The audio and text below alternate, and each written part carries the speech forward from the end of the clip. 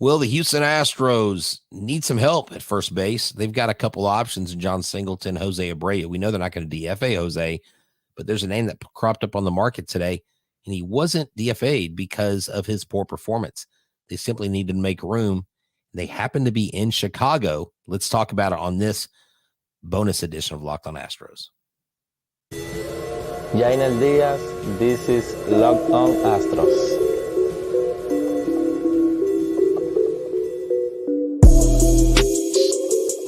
Welcome to Locked On Astros, your daily Astros podcast. Here are your hosts, Eric the Man Huysman and Brett H-Town Wheelhouse Chancey.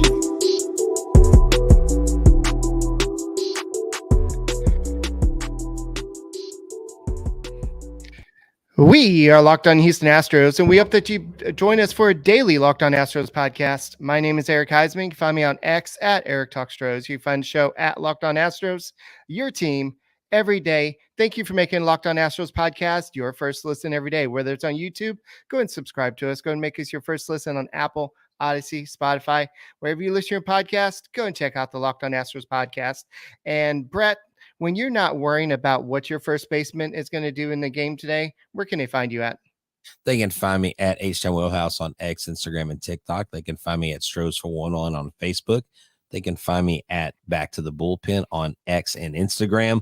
Look, I'm always positive, always Stros. You know, this is an interesting name, Eric, that we have that we're going to bring up, and we're going to bring up some intangible tangibles and some things that we can look at to say, you know what, maybe this guy makes sense. And guess what? They happen to be in the town where he was just let go from for 3 days. So let me set up the situation. The Astros right now are currently at first base. This is what their slash line is for the season. 110 batting average, 187 on base percentage, 146 slugging, 333 OPS. That would make Carlos Gomez blush. They have 12 total bases.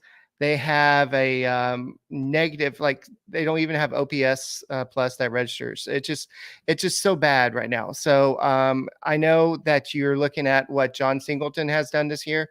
He's batting 229 with a 593 OPS. His OPS plus is 77, which is way below league average. Looking at Jose Abreu, he's batting 068 with 1 RBI, 6 runs, OPS of 223. He has a negative 32 OPS plus. I can't remember last time I've seen a player with a negative OPS plus, because he's playing a lot and he's not doing anything. So the Astros have a first baseman problem, and the Cubs, because they're trying to, they wanted to promote Matt Mervis, who has been crushing at the minor leagues. They wanted to give a spot, and this possibly could give the Astros opportunity. Now, they can't just wait for him to clear waivers, because I'm sorry, he's not going to probably clear waivers. You're going to have to try to go out there and trade for him if that's a possibility. Yeah, exactly. And when you look at Garrett Cooper, okay, if he does go on to the open market, I'm looking at the first thing I want to know, Eric, is how old is this guy? He's only 33. My first question to you was, because I had heard about this, I'd seen it on a tweet, and I actually forwarded it to you. I was at an appointment, couldn't look at the information. And my first thought was, wow, he must have really sucked the place up and not done very well. Kind of like maybe Jose Abreu, because truth be known, Jose Abreu's batting lower than his jersey number, and his jersey number 79.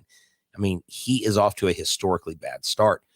And so I was like, okay, Garrett Cooper's probably sucking the place up, right? No, Garrett Cooper is actually hitting 270 right now. I mean, you know, if the situation presents itself, I don't know what it would take financially to get him, but if he was designated for assignment, that means that if he clears through, you know, waivers and all that stuff, if I don't know where the Astros are on the waiver wire, but if he makes it to the Astros and they don't at least bring him in to help them out, Eric, I think they're smacked out of their mind. And we know that it is not going to be Jose Abreu. So let's just clear that right now.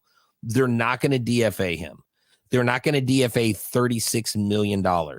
No matter how bad things are going for him, they're not going to do that. To me, Garrett Cooper, someone had mentioned Brandon Belt. We can talk a little bit about him. But, dude, if this apple falls into the lap of the Astros, why wouldn't you get him? I mean, to me, if they don't at least explore, or we don't hear that they were talking, look, if they don't get a chance to get him, then it's a moot point. But if they get a chance and they pass it up, what the flip are we doing here? Like all these people freaking out, all these people going nuts on the Apollo podcast call-in line, which was hilarious.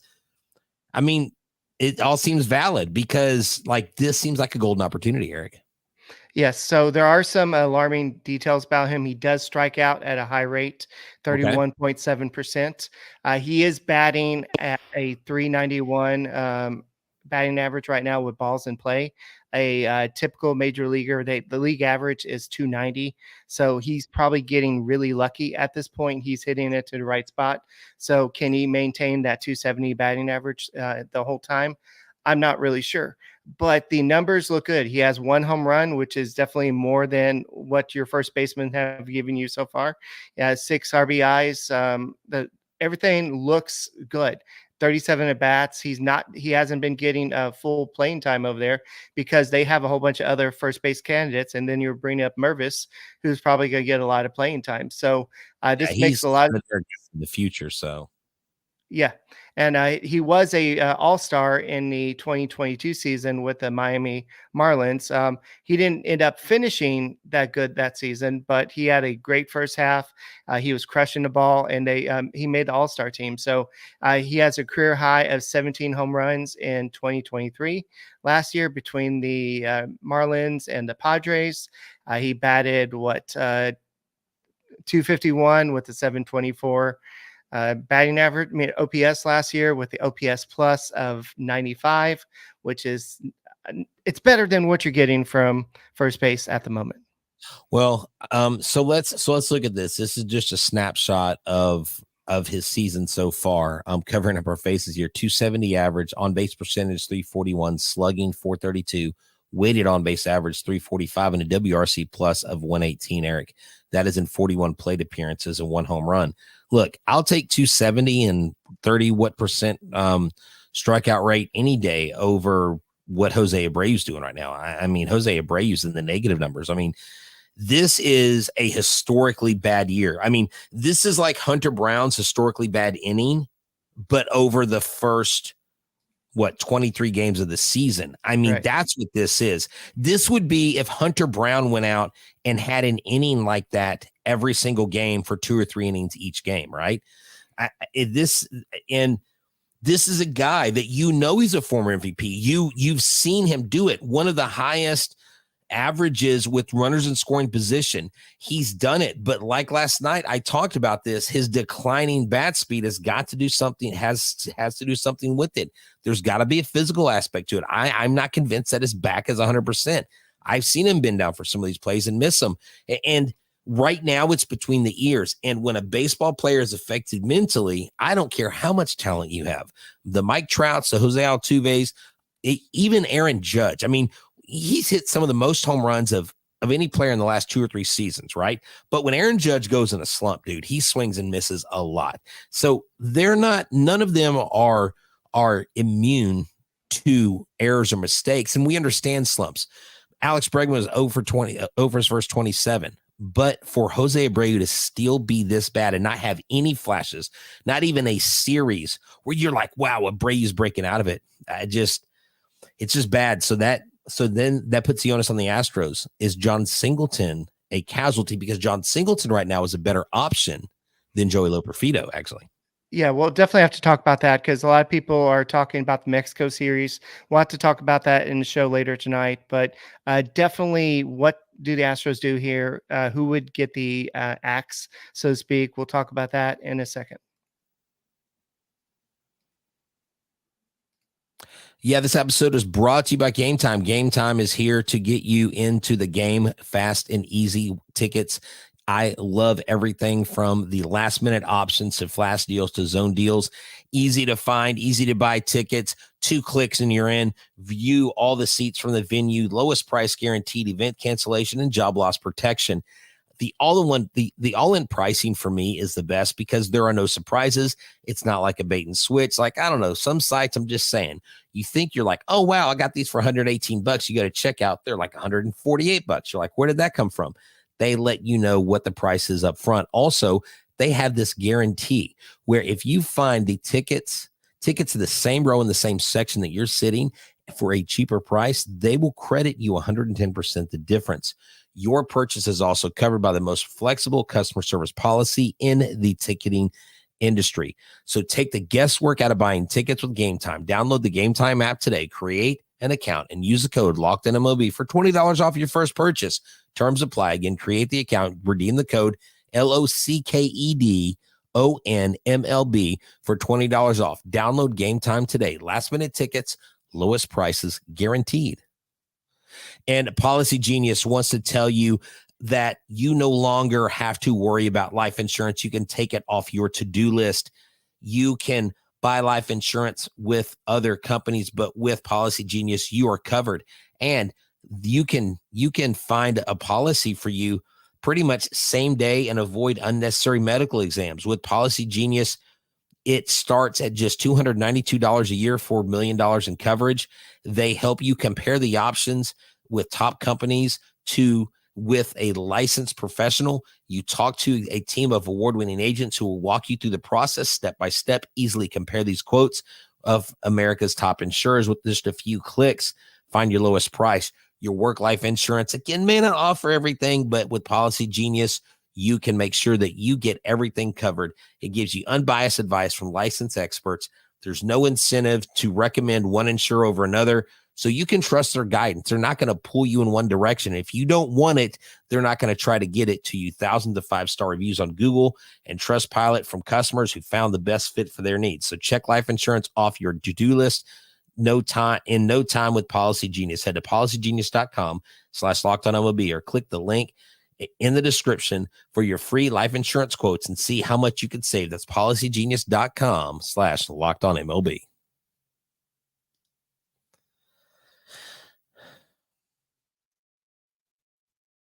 Oh, Thank you.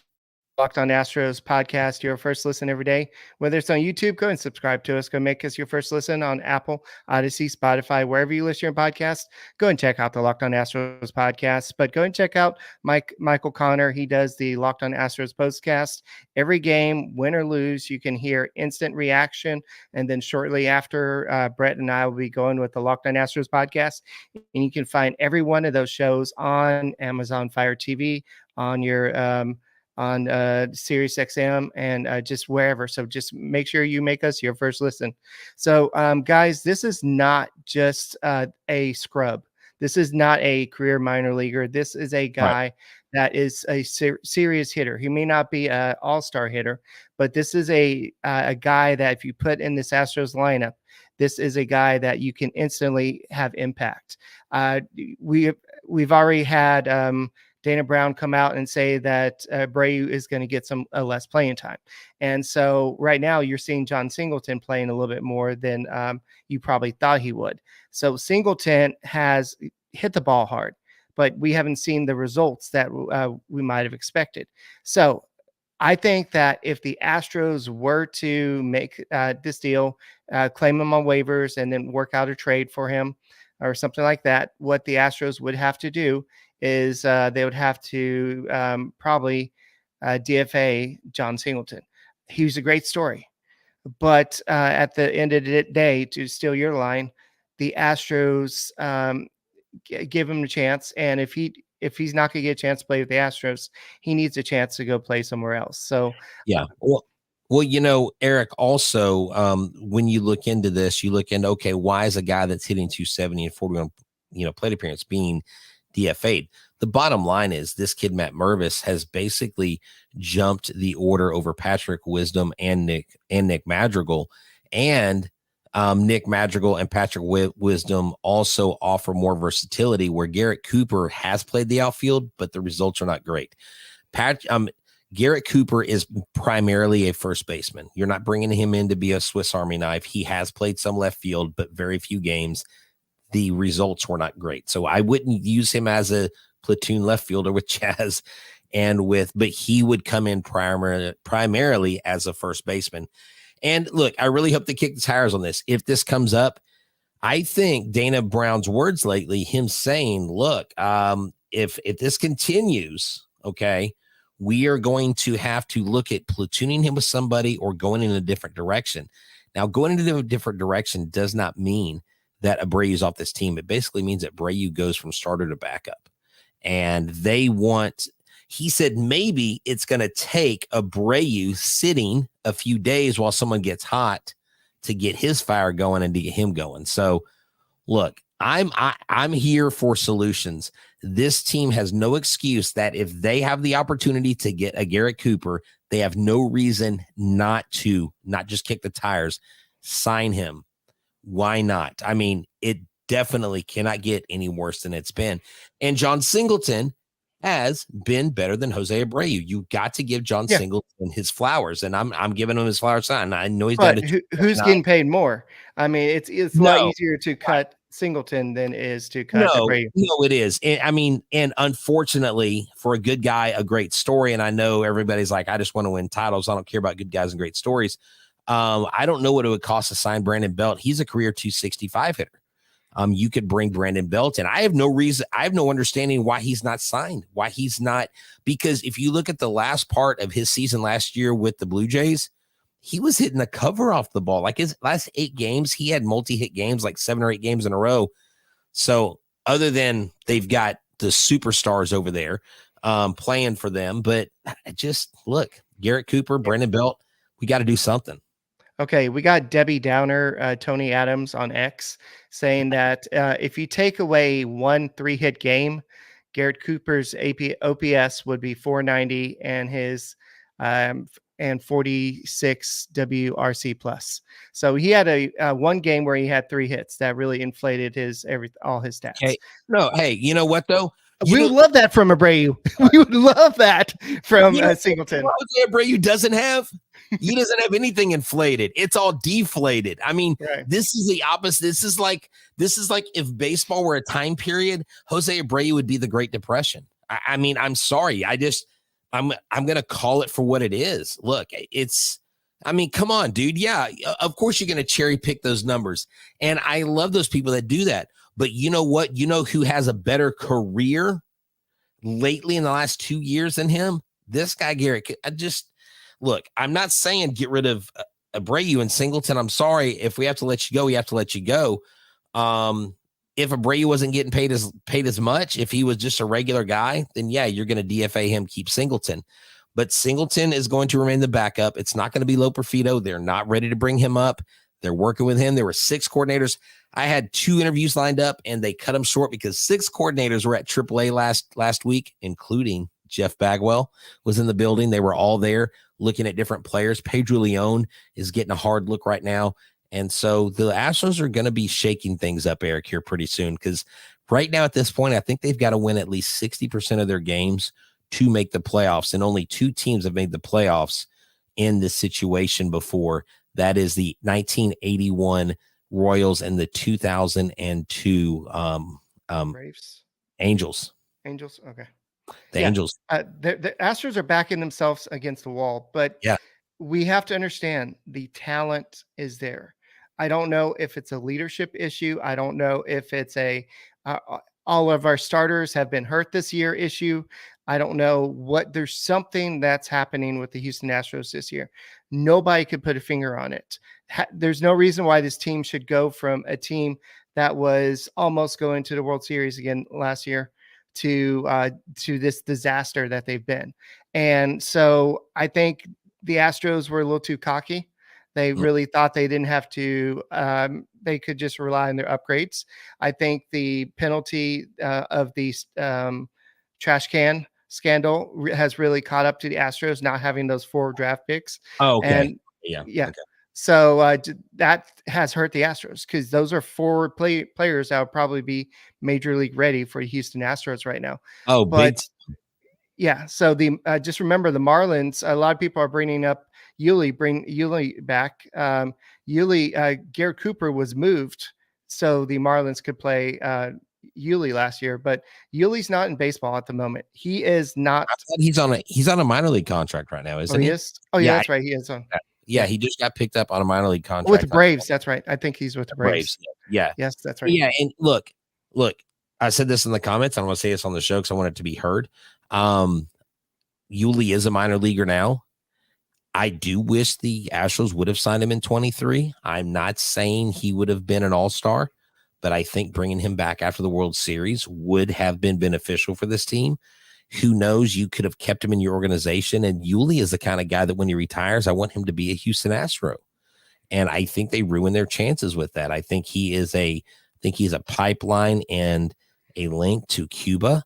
I mean, I still think we still continue to get Cuban players, but I don't like the way that Yuli left. It was, to me, it left a bad taste in my mouth. I was honestly disappointed with the Astros organization for, I think they didn't, I don't think they gave him the respect he was due. Now, maybe they just didn't want to pay him, but at the end of the day, you got to figure something out with the guy that came here late in his career after being a professional for so many years in Cuba and basically had abbreviated what could have been a Hall of Fame career had he come over when he was 20 or 21. Yes. So I think that's all we're going to talk in this podcast. But later on after the game, we're going to definitely talk about what happened in tonight's game. Did the Astros win? Did they beat the Cubs? What's going on in that situation? We may talk about Garrett Cooper a little bit more. It wouldn't be funny if Dana Brown just goes and knocks on the general manager doors. Hey, let's try to work out a deal here. But a lot of people are saying Joey Loperfido should come up. He is not. The Astros cannot rely on him to be the savior. He's got to be another guy. He's not that type of prospect to be the top level guy. And what the Astros are going to do is they're going to wait until probably June to bring him up. It has nothing to do with, it probably has something to do with the Super 2, but also he hasn't played much above AA baseball. I think he played maybe 10 games last year, and he's just getting some more playing time. So Joey Loperfido is not the answer at the moment. So what the Astros are doing is giving him some more time to play first base. He's playing a little bit more at first base now. He's looking good. He's going to help the Astros, but he is not going to be the savior to the 2024 season. The Astros, the people they have on their team, have got to pick things up. Look, and I'll wrap it up with this. We need a leader. And look, I'm saying this blindly. I'm not in that clubhouse, but it appears, and people agree with me, it appears that there's not a leader on this team. Now, there may very well be. Martin Maldonado was that leader. He's gone. That's what's missing. Leadership. And maybe Joe Espada is not leading the way that we thought that he could because he is a new manager. It is different going from bench coach to manager, Eric. the moves that he's been making in the bullpen have been like head scratchers. Like, what are you doing? Like, why are you leaving this guy? And why are you bringing? But look, hey, bright spots. I talked about last night. Rafael Montero. Okay. We need more of that. We need Taylor more Scott. With Taylor Scott. We need more of Hunter Brown, his last start out. Justin Verlander looking good. Christian Javier, we'll talk about him because there's some updates on him. He actually flew back to Houston. And can we get these guys some new pillows, Eric? Because they keep sleeping on hotel beds and pillows that suck. And that pisses me off. Anyways, that's all I got to say. All right, that's all we got for this edition of Locked On Astros podcast. Make sure you go and subscribe to us. Make us your first listen on Apple, Odyssey, Spotify, wherever you listen to your podcasts. Go and check out the Locked On Astros podcast. Check out Michael Connor after every game, and we will see you later after tonight's game. Go Astros. Thank you for letting me get the hearts in. Whatever.